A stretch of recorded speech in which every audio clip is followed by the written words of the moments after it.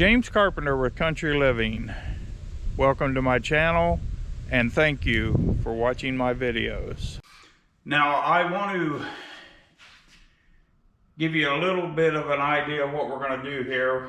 First of all, we're going to bolt these benches together so they become three benches become one, and then we're going to drill through the shipping container and put 3/8 bolts with fender washers and locking bolts. Due to vibration, I don't want it to someday vibrate apart and come loose from the shipping container. And then I've got some other material that I picked up from Habitat. It's called Microlams. Now they've got some weathering, obviously, but I only paid like $2 a piece for these, and they'd be much more expensive if I went and purchased new ones. So I'm going to run those through the planer and get a good smooth surface on the top. And then once all those are ran through the planer and set on the bench, I've already done some calculations. The Microlams are about 7 1/4 inches wide. It takes 4 of them to go across the bench, and they're 12 feet long. So I'll stagger the seams. And then in the back here, I will put a backstop. So that's the project. I know I said today's project, but it's probably going to take a couple days. All right, thank you for watching. Enjoy the video.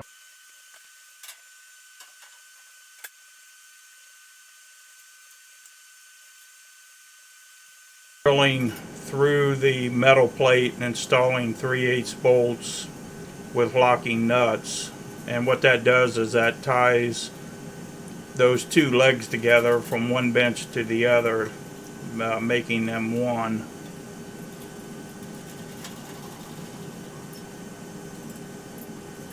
The thickness of that metal plate is only about 1/16 of an inch. That's what it looks like finished up.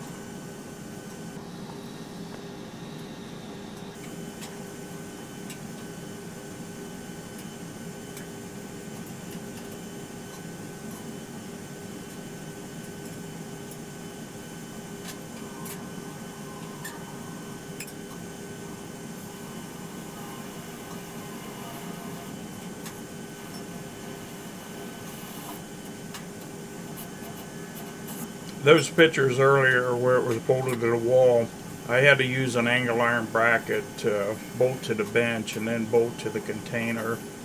But the benches are, each bench is bolted to the container in one spot. So by the time you lock those legs together and you tie those benches into that container, it's pretty solid.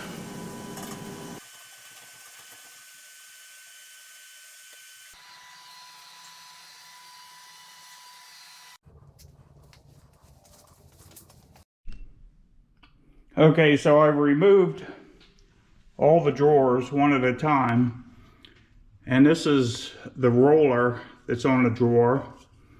I'm going to spray lubricant on the rollers, and then I'm going to work that lubricant in. And down here we have more rollers. So there's 4 rollers total, and I'm going to lube all those up. They were probably about 60 years old. As I started, some of these rollers were completely froze up, but I was able to work them loose and get all of them in good working order. And the reason I ran them through the planer is, earlier on I said that they had some weathering outdoors for a period of time, and they were showing signs of weathering. So I wanted a good surface so the planer would get rid of that, at least that top coat of weathering on the Microlams.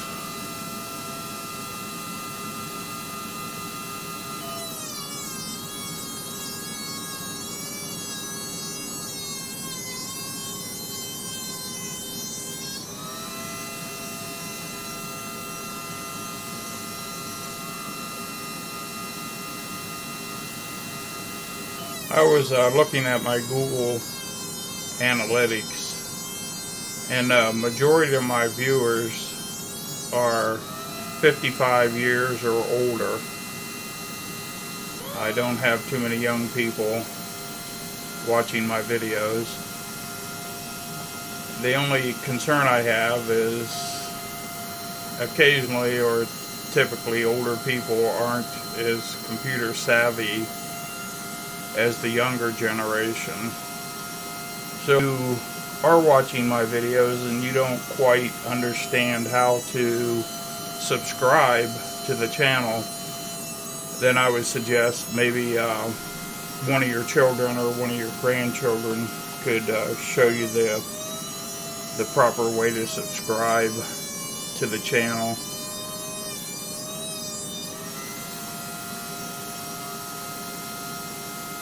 And obviously that don't go out to all of you. There are people 55 and older, such as myself, that understand computers. You know, I run an automotive repair shop, so I definitely work with computers on a regular basis. And I do fall in that category of 55 older. My actual age is 68.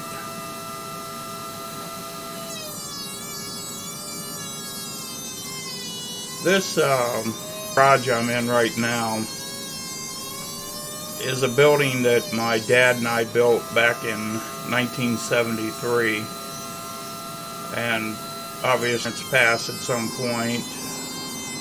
My dad, he went first, and 20 years later my mother went, so I bought the property out of the estate.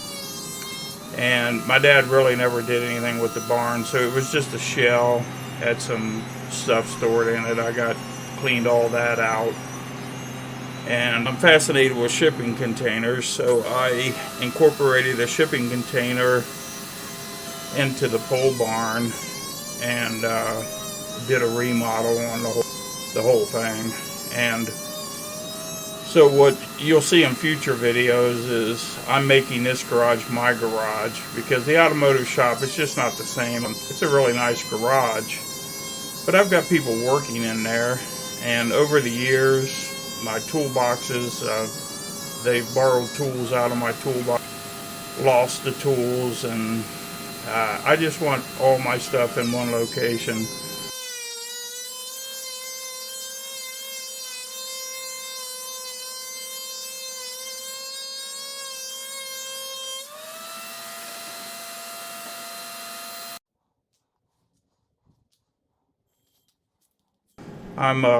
As you can see, I'm a neat freak. I'm cleaning up the mess before I go any further.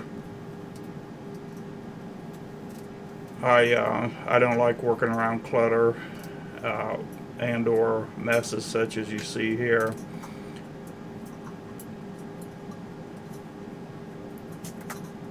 Now, in all honesty, I would have kept that sawdust. I would use it as compost. I was thinking to myself, I'm going to generate a lot more sawdust over the years, so I'm going to go ahead and just put this in a trash bag. Not exactly what I wanted to do. I'm a believer in recycling and composting and different things like that. You notice how I put the little dust bag. I said that in my last video. You know, if you need a dustpan again, at least I know where it's at. It's where it's supposed to be.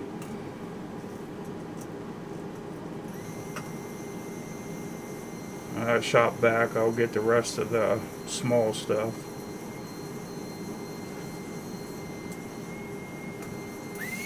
I have a percentage of viewers that are in England. I appreciate you guys watching.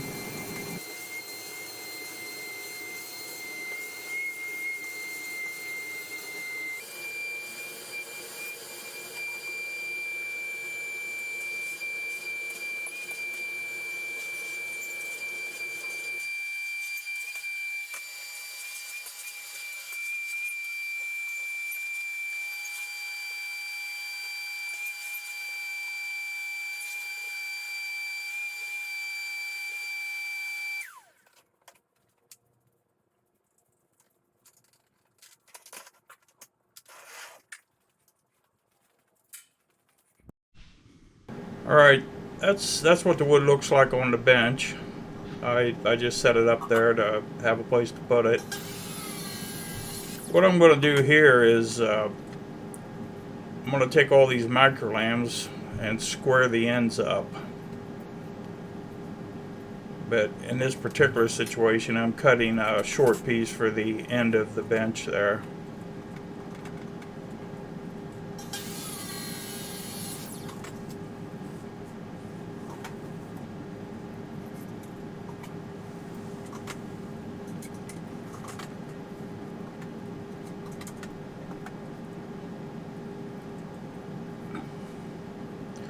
These microlambs are pretty close to 2 inches thick. I believe about an inch and just a little over an inch and 3/4.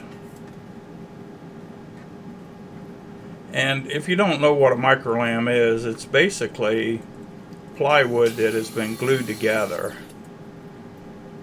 And supposedly that makes it much stronger. But for what I'm using it for, it's not structural. It's just basically a bench top. And I know you're probably thinking that those metal benches, that metal bench top is enough in itself. But I'm just, there's the thickness. I'm just a little bit old school.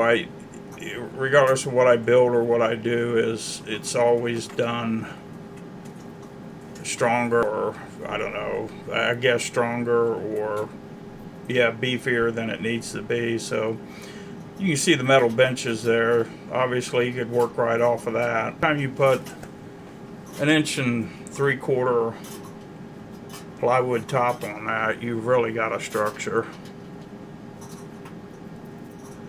Was I'm doing a layout for where I'm going to drill the holes to mount the micro metal.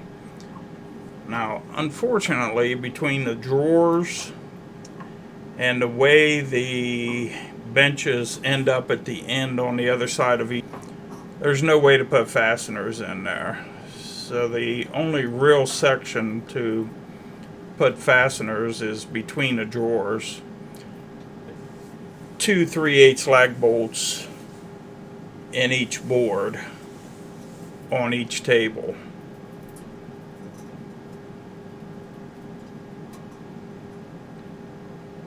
That you see, it looks like I'm making a dotted line. There's a brace for the back of the drawer back there, and out so that I didn't accidentally drill a hole right over top of that brace for the drawer. So that's basically the layout. Those lines that go across there is where each board's going to lay. Now I'm going to drill the holes. I'm using that lubricant. That bit was like $18 and something at Home Depot. I'm not complaining about that, but it's in it. And the last thing I wanted to do was drill too fast and smoke that bit and ruin it. But I managed to drill all the holes, and that bit still got right through metal.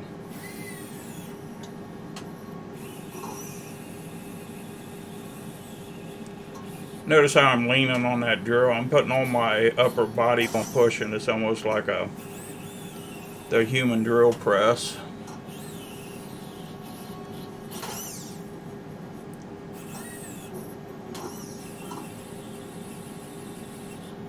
Now we're going to sweep up the metal shavings, get that bench cleaned up and ready to start assembling the top.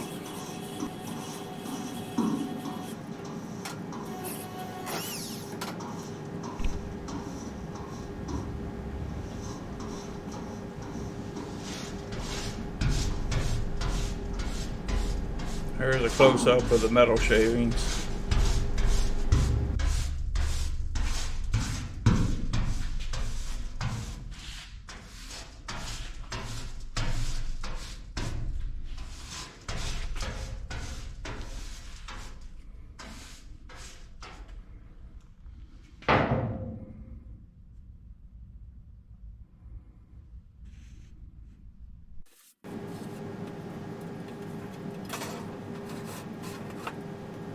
Alright, so these are the micro lambs that I cut the length earlier.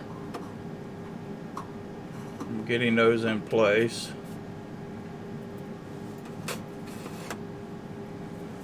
Takes 4 of them to go across those benches, and that last one right there hangs over, about an inch, maybe an inch and a quarter or so, which is really kind of sweet. Now we're underneath the bench here, and that's those holes I just drilled earlier, and I'm putting the 3/8 lag bolts in. Now you see me using a ratchet. I at some point decided that gets tiring after a while, so I went to the other shop, the automotive shop, and got into one of my toolboxes and got an adapter that would go into that DeWalt drill or gun. I'm not sure, it's not actually a drill, it's like a little impact gun. And then I was able to put a socket on it. There we go. Yeah, that's much easier than using the ratchet. I did go over each one of those with the ratchet and made sure they met my torque specifications. So what I'm doing now is using a belt sander, and I've got some heavy grit paper on it right now where micro lambs butt together. I'm just making sure that if there's like 30 seconds of an inch difference where you'd feel a little lip or something of that nature, sanding them off. I realized very quickly that dust, I wasn't going to be able to breathe that for any length of time. So I put this on. Very good move.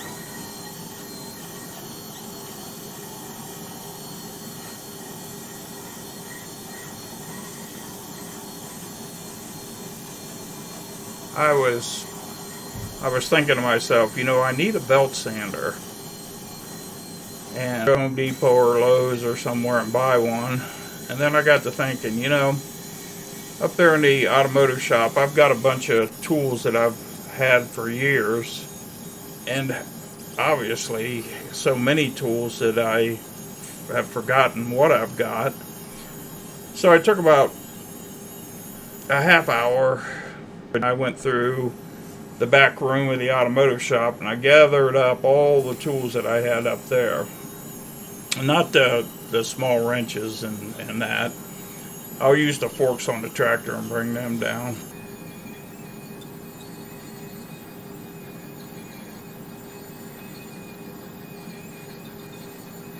But I had a belt sander and a lot of other duplicate tools.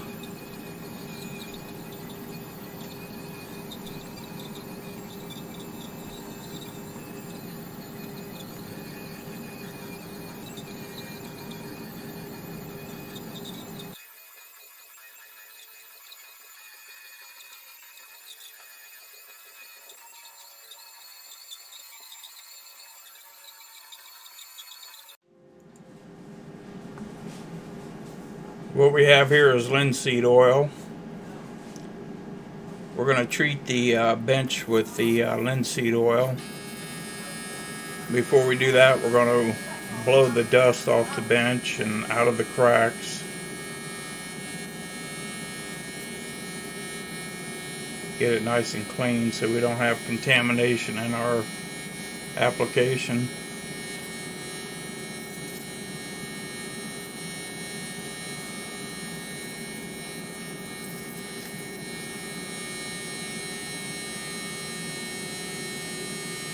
I picked up the linseed oil at Home Depot.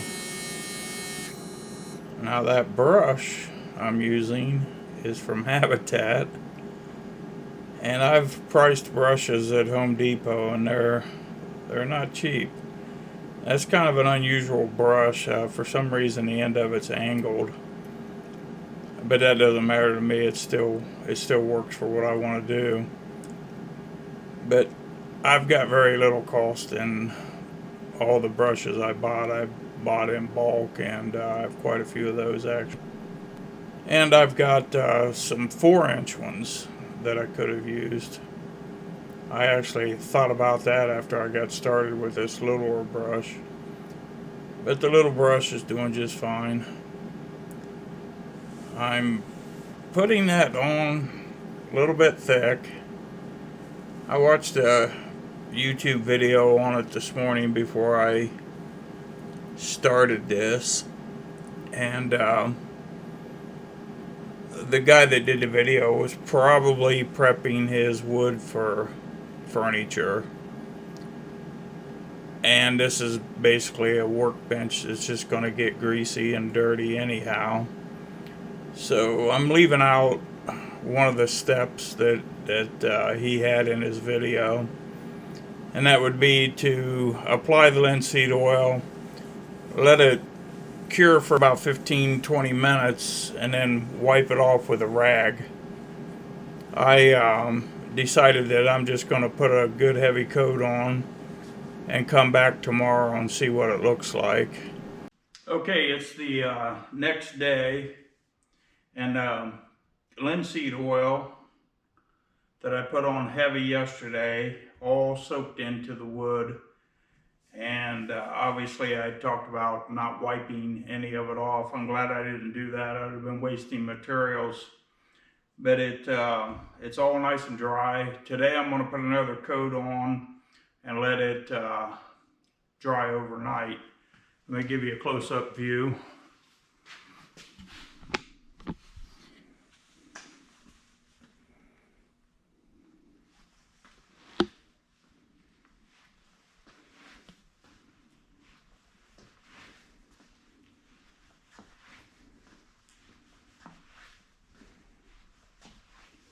You can see all the different colors in the wood, which is pretty neat.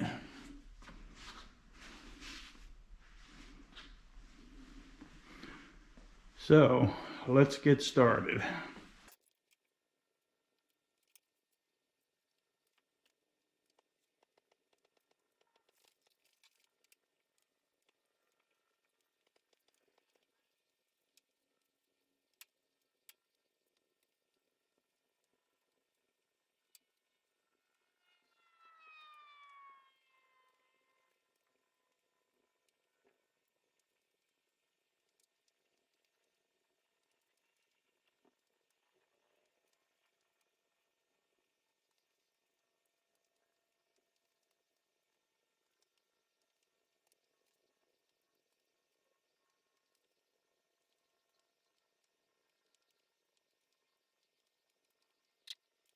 Okay, it's looking pretty good. We got another good coat on there. We're going to let that sit overnight and see what it looks like in the morning. I want to wish everybody a happy new year. It is January 1st, 2023. And we're going to start a new year. So with that in mind, it'd be nice if you'd subscribe and help me build this channel. I'll continue to make videos. And hopefully they are interesting enough to keep you interested in my channel. Thank you and have a great day. It is the next day, and it looks like the heavy coat of linseed oil, what was going to soak in has soaked in. Along with that, I'm going to put up the backstop, secure it to the building with the 3/8 lag bolts with the fender washers on the back side, and put a coat of linseed oil on that.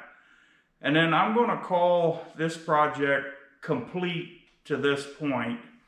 Now in future videos you will see more things being done to the bench. I want to paint the legs and paint the drawer fronts and spruce it up that way. And I've got some bench vices and some different things that I'll probably mount to the top of the bench.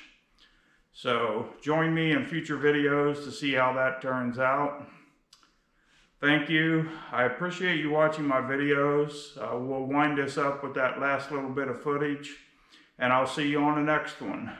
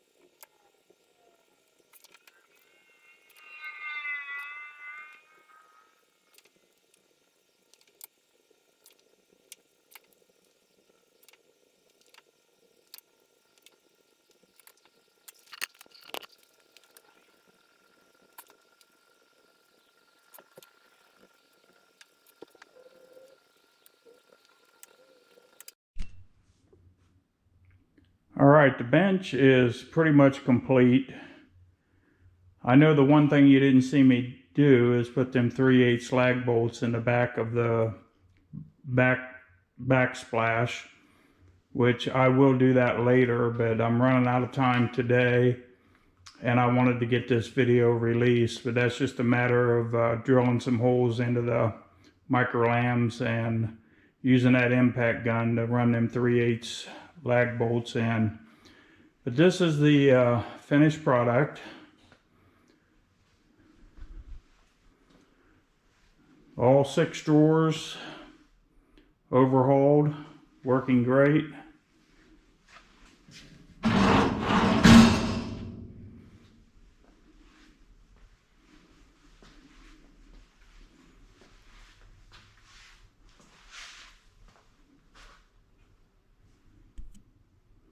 So there she is, the shipping container, pole barn, workbench that will support just about anything you can put on it. I appreciate you watching my videos. Obviously, if you like my content, subscribe to my channel. Hit the notification bell so when I post a new video, you'll get notified. And if you enjoyed the video, hit that like button. All that stuff helps. Thank you, and have a great day.